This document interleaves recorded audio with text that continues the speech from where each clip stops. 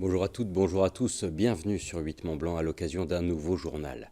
Nous sommes aujourd'hui le mercredi 15 novembre 2023.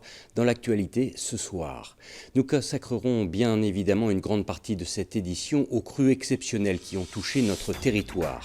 Si la Haute-Savoie est repassée en vigilance jaune en mercredi en fin d'après-midi, la prudence reste de mise aux abords de l'Arve et des autres cours d'eau de nos départements, nous le verrons.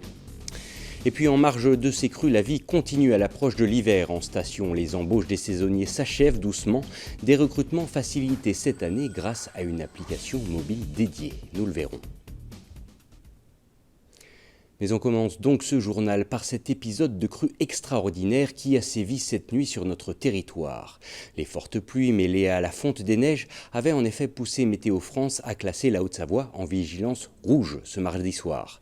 Si le département est aujourd'hui revenu à un niveau de vigilance jaune, la nuit fut toutefois très mouvementée aux abords des cours d'eau, comme nous l'explique Kezia Poudou.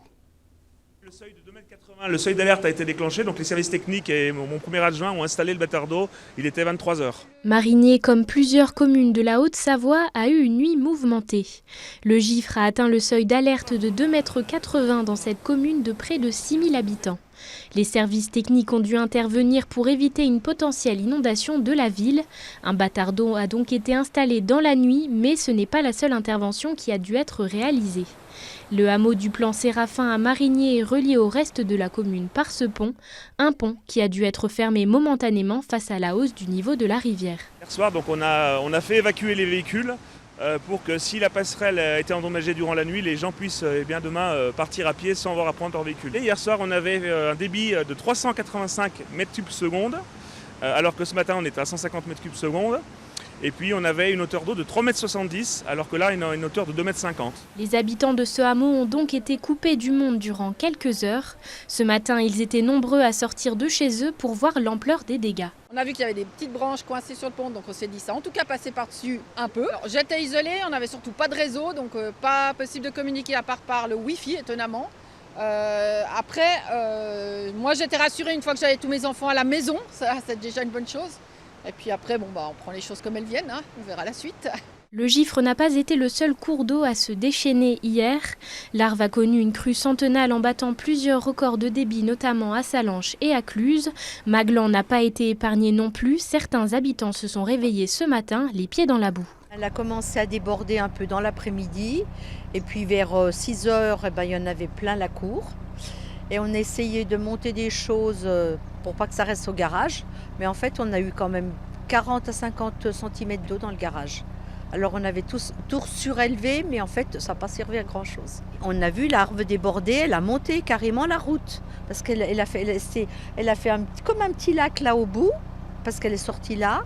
Et puis après, elle a monté la rue. Mais alors on l'a vu monter, ça faisait peur. Résultat, voisins, habitants, familles ont travaillé d'arrache-pied ce mercredi matin pour nettoyer cette ruelle d'une centaine de mètres. Le matin, quand je suis arrivée dans la rue, on était à peu près à 30 cm de boue. J'ai déjà nettoyé une grosse partie de la cour. Quasiment 80% de la route a eu besoin d'intervention sur la boue. Au total, 271 interventions ont été réalisées par les sapeurs-pompiers du service départemental d'incendie et de secours depuis le début de la crise. 110 personnes ont été prises en charge, notamment à Maglan, Régnier, Sallanches et Étrembières. L'Arve justement qui continue d'être scrutée avec attention dans son secteur aval.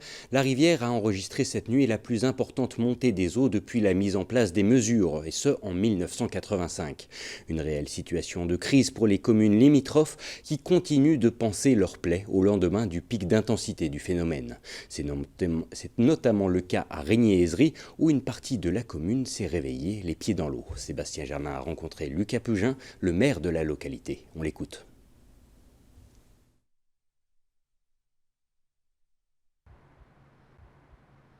Ah oui, désolation. Après, on voit que ce phénomène est quand même de plus en plus fréquent parce qu'on a des crues centenales bientôt tous les 5-10 ans. Donc voilà, il faudra qu'on se pose tranquillement toutes les collectivités, toutes les autorités autour de la table pour voir quelles solutions on a face à ces dérèglements climatiques. Pas de victimes, non. Alors ça, on a très vite Dès la mi-journée hier, on a su qu'il allait y avoir potentiellement une inondation assez importante. On n'avait pas du tout les niveaux, mais tout de suite, tout le monde s'est mobilisé. La préfecture a tout de suite ouvert une cellule opérationnelle.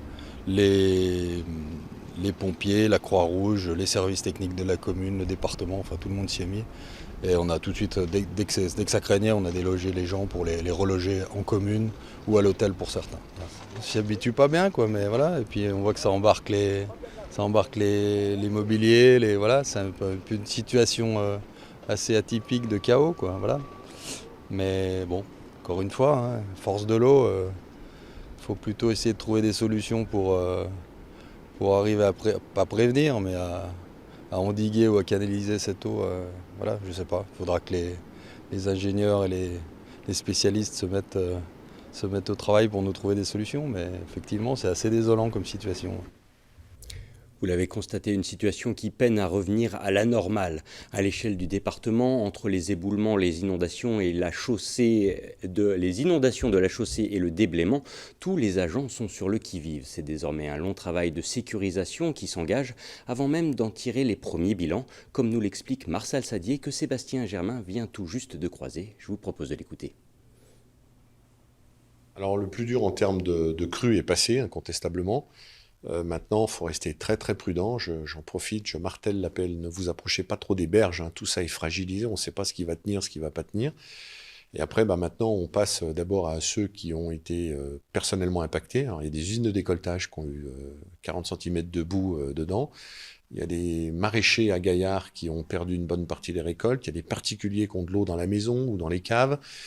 Nous, la puissance publique, on a des berges qui sont arrachées, on a des ponts qu'on doit vérifier avant de réouvrir la circulation.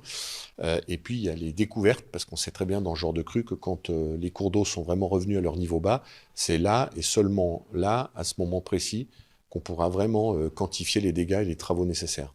Qu'en est-il de l'état des routes ? Alors, les routes, globalement, il nous reste quelques points durs. Le reposoir reste isolé, parce qu'on a des éboulements de cailloux et je dois purger. Tout n'est pas tombé sur la route entre Marnat et le reposoir.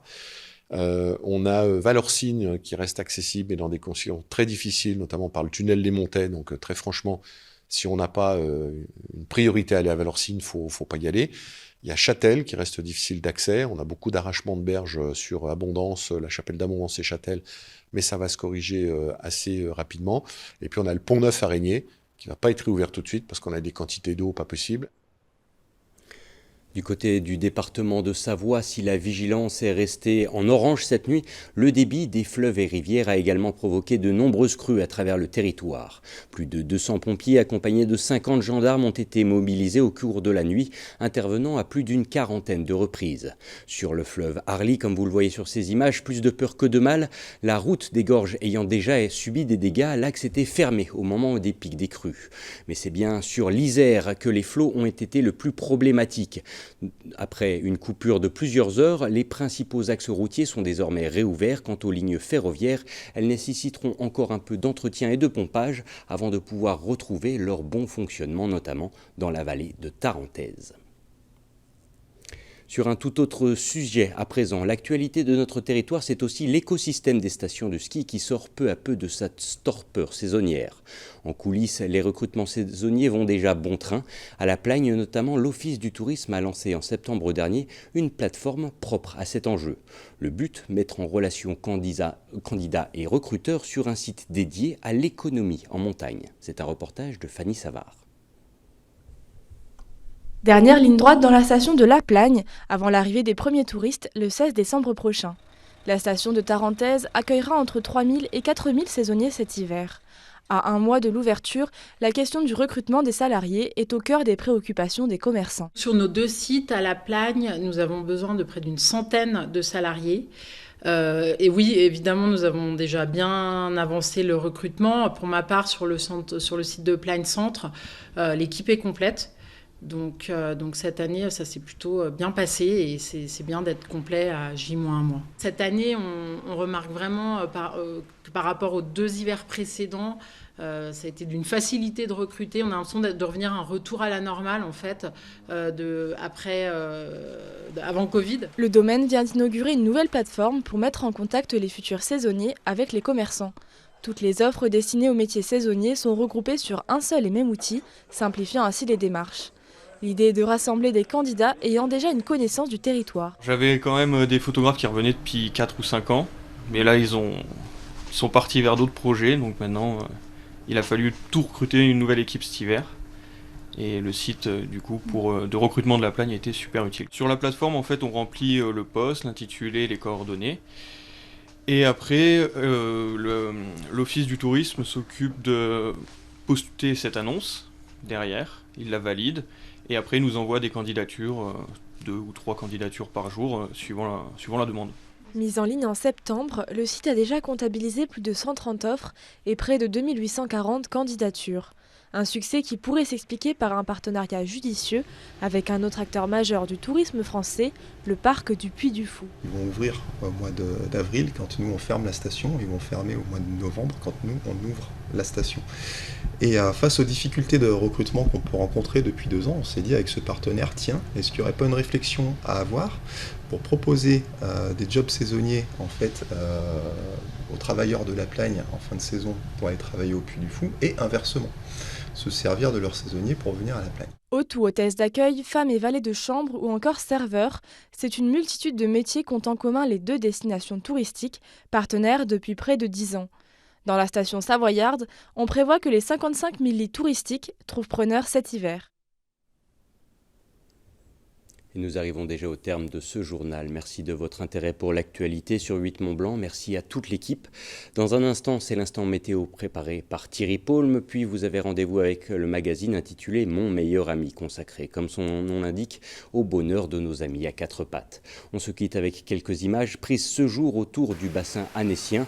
Des images impressionnantes et qui resteront à coup sûr dans les mémoires. Quant au prochain point avec l'actualité, c'est pour demain, jeudi, à partir de 18h. Mais en attendant, je vous souhaite une très belle soirée sur 8 Mont-Blanc. À bientôt.